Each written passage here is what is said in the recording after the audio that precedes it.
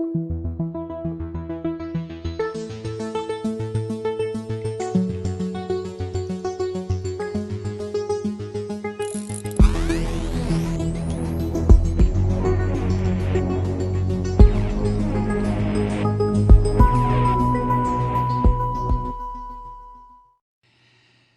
Day, huh?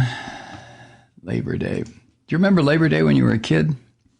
I don't know how old you are, but I remember Labor Day when I was a kid.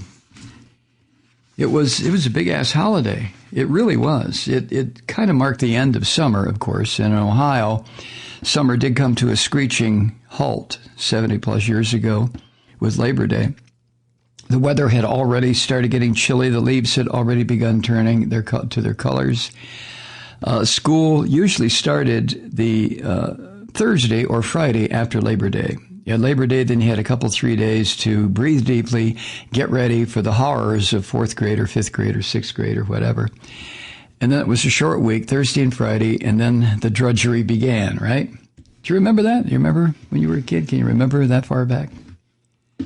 It's difficult sometimes. But Labor Day itself was one hell of a holiday, especially when you lived in a union town, if you lived in a union town the way I did. Labor Day usually started with my mother who worked as a waitress for years, and my dad, who at the time was a construction company time cost analyst, blah, blah, blah. But my mother would get us up, us four kids, early, maybe 8 o'clock, which was early in the summer. There's still a couple of days of summer vacation left. We would have breakfast, then we'd get on the bus.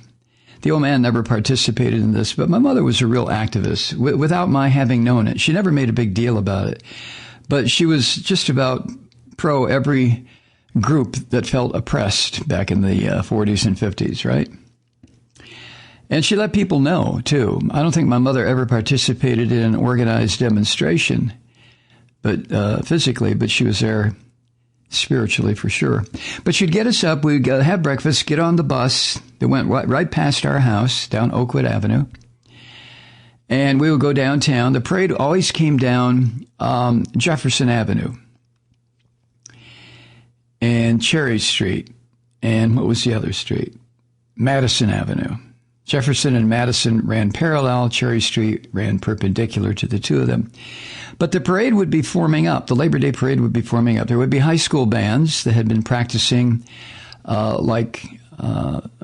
later. When I got into high school, we started football practice in the middle of August. But the high school bands started practicing also about the middle of August.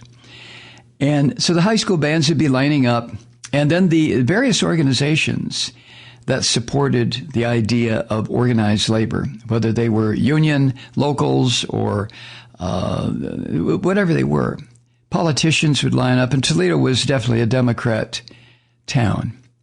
All Democrats, except the capitalists who ran Libby Owens Ford Glass Company and who ran the big companies that produced this and that for the auto industry 47 miles up the road in Detroit. But then the parade would start, and there were flags and clowns and the Shriners on their little bicycles or their little motor scooters, whatever they were. All sorts of floats, marching bands, veterans, especially veterans back during Labor Day in the 40s and 50s. Well, at least in the 50s.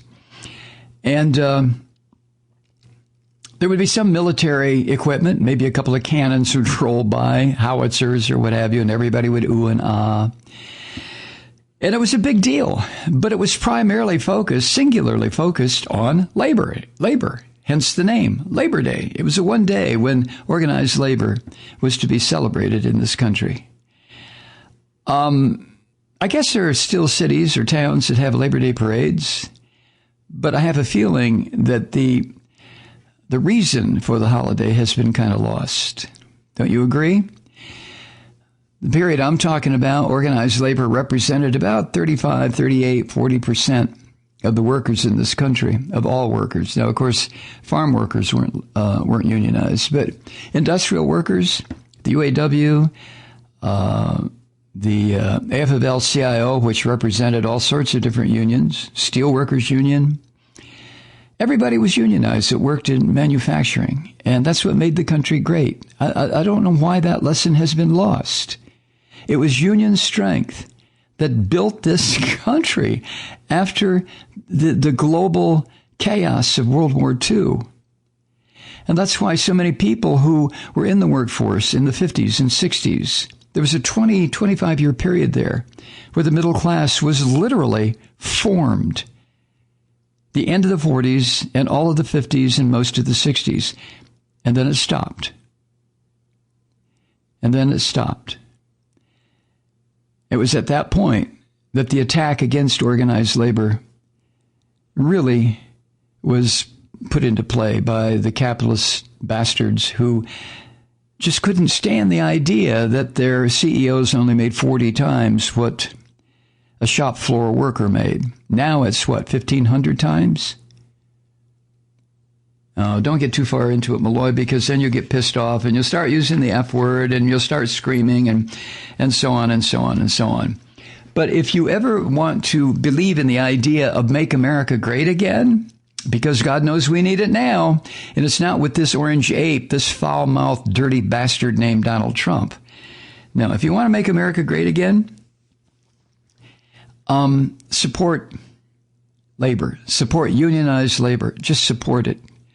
Support equal rights for everybody. Support equal justice under the law. I know we didn't have that in the 40s and 50s. I understand that. But if you really want to make America great, not again, just make it great. I don't think it's ever been great, has it?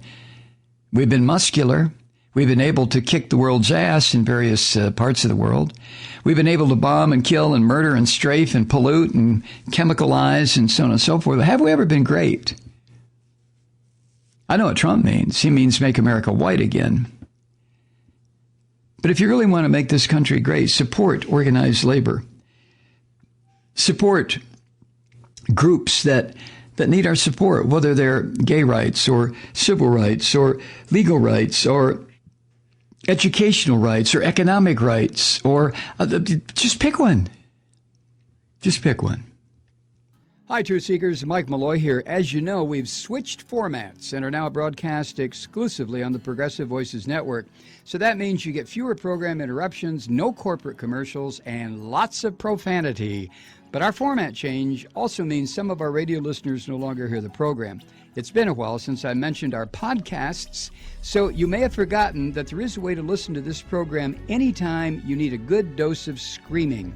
Visit MikeMalloy.com and subscribe to our podcasts. You have your choice. You can listen to The Ranting with the audio podcast, or listen and watch me lose control with a video podcast subscription. As a podcast subscriber, you can download the program to your mobile device and take me with you wherever you go. And if you have a friend who needs a dose of truth-seeking, you can give a gift subscription as well. That's MikeMalloy.com, and never miss a minute of the uncensored fun and frivolity.